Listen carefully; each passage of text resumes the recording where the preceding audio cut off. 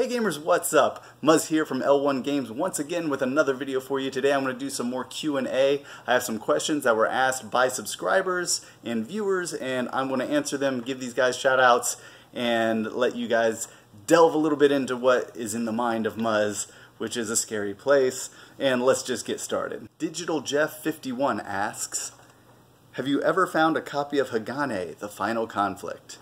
You know, that's funny. In the entire time I've been doing this, I started in 1999, have never gotten a copy of Hagane in, not once. And it's something I'm also looking for my personal collection, so it's something I'm looking for. But there are those rare games that I've just never seen come through the door. I have stuff in my collection that I've hunted down at yard sales, thrift stores, whatever the case may be, and they're just items I've never seen, even in other stores. So Hagane is one of those titles I've never had one come in. And I wish it would happen. I wish it would happen 100 times, but it just never seems to. JM Replays asks, what are some of the positive and negative aspects of owning a video game store? You know, I get a lot of times people walk in and the first thing they say is, oh, it must be nice, man. Oh, you have the dream job. You get to play video games all day long. And nothing could be further from the truth, really. I actually play less games now than I ever did, although I do try to find the time. It's a funny thing. There are positive, of course, and negative aspects. One of the positive aspects is that, you know, running your own business, you don't really have to answer to anyone, although you do have to answer to the government, and you do have to answer to, like I answer to the mall because I have a lease here. So there are little things, but it is nice to be my own boss. And owning a video game store is something I love. It's something I'm passionate about, and that's really cool. I like to bring in all this video game history, and I like to refurbish it and resell it and put it back in the hands of gamers who will appreciate it and collectors who will love it.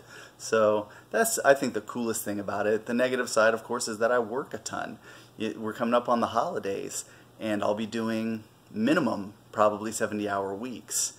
And that really sucks. I don't like doing that. I don't like working on Thanksgiving. I don't like working on Christmas Eve. And sometimes I wish that I just worked a regular 9-to-5, you know, some kind of bank hours job like a lot of other people do.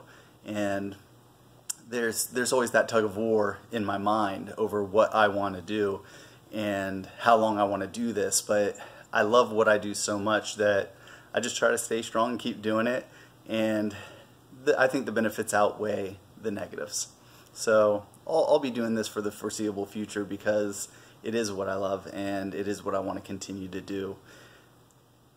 And every now and then I get something from my collection, which is also nice. Parton Joe asks, what do you think is smarter business-wise when opening a store? To do a storefront in a shopping center or opening up in a mall? How long did it take your store to start seeing results sales-wise being in a mall? Also, how often do you get trade-ins being in a mall? Okay, that's a lot for one question. Quick answers. Being in a mall or being in a storefront like in a strip center have pros and cons. Being in a mall means I get lots of walk-by traffic. I do get more impulse buys than people come, like, say, to a strip center. It's a destination shopping, where here I get people who just happen to be in the mall and they spin through, and sometimes I get people buying stuff just based on nostalgia on the spot. And each is good in its own way, and each is negative in its own way. I've had a strip center store. I didn't do that well, but then I was in a terrible location. And they say the three most important things about business are location, location, location. It's a big deal. And the right strip center can be successful, and the right mall can be successful. So I don't think there's a solid answer like one is better than the other. I do well in the mall. I've always done well in the mall. My first full-time store was also in a mall, as you recall, back at City Center. You can actually see some footage of that way back, like my first or second video. And I really enjoyed the mall crowds, although it is kind of frustrating that I don't get as many people through the door who plan to come to the store as I get who just happen to see the store. But that also helps me later on because some of those people do come back, and I build a quicker, bigger clientele that way. As for how long it took me to start seeing results, it was almost immediate at the mall. I just kind of moved in. I remember my first day at the mall, it was October, and I forget, you know, the exact date, but I did really well that first day I opened. I think people were anticipating my opening and they all showed up. So it was a big deal. So I really pretty much immediately I saw results, but that was also because I had a big inventory. I had a lot of stuff here. I'd been in business for many years before, and a lot of people knew me. So leaning on my reputation in my business going into it was also a big factor.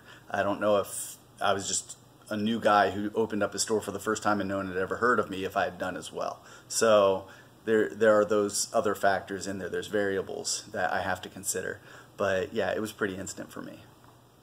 As for trade-ins, it's hard to get trade-ins in the mall. People aren't as inclined to come to the mall and carry stuff in. But one good thing is that I'm right by one of the doors, one of the entrances. So I see a lot of people coming in that door and bringing stuff in.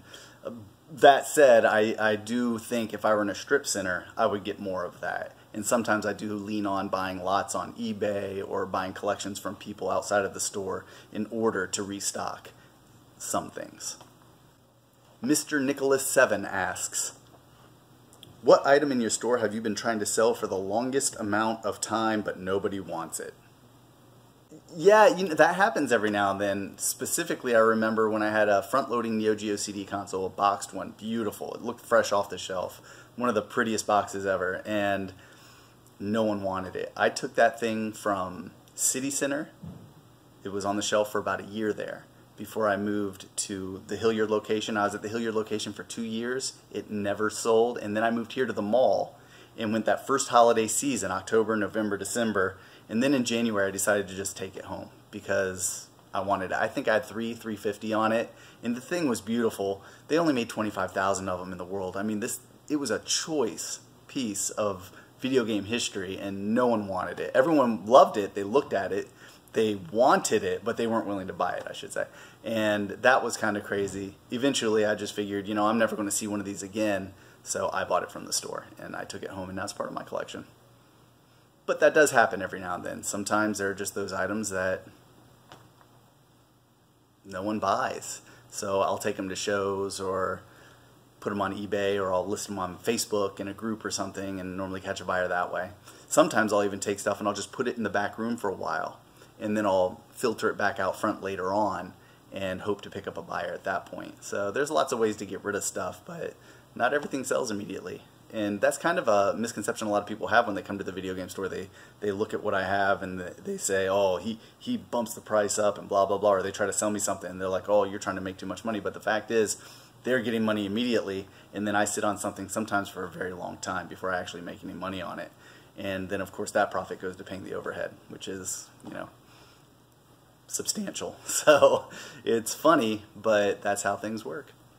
Saren VX asks, has your store ever been robbed? The answer is no. The store's never been robbed, but I have been stolen from, which is why I've taken extra precautions and steps to make sure nothing on the floor has anything inside of it. All the cases are empty and everything. I just have to make sure that the store is secure. Everything's behind the counter that could be stolen, and that's that. I had once a stack of about 100 PS2 games stolen from me right off the counter.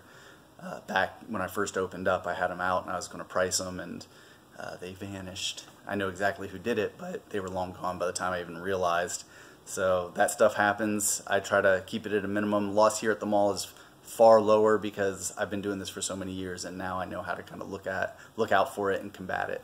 But as for being robbed, I've never actually been like at gunpoint robbed, and I think part of that is because I'm here in the mall and I have mall security here and there's lots of people. Pretty hard to rob a place in a mall.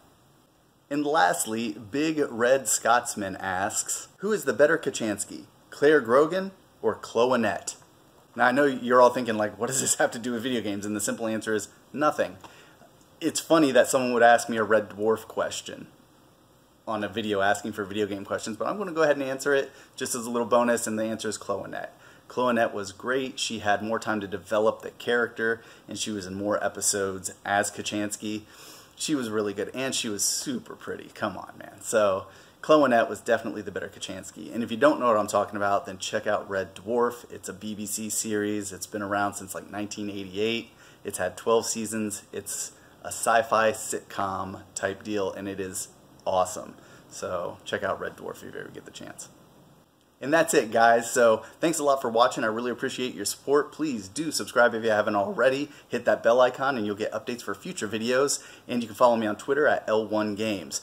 Leave a comment below if you have a question, and I'll try to get to more questions later on and I hope you guys have a great day. Thanks so much for watching. I will catch you all later.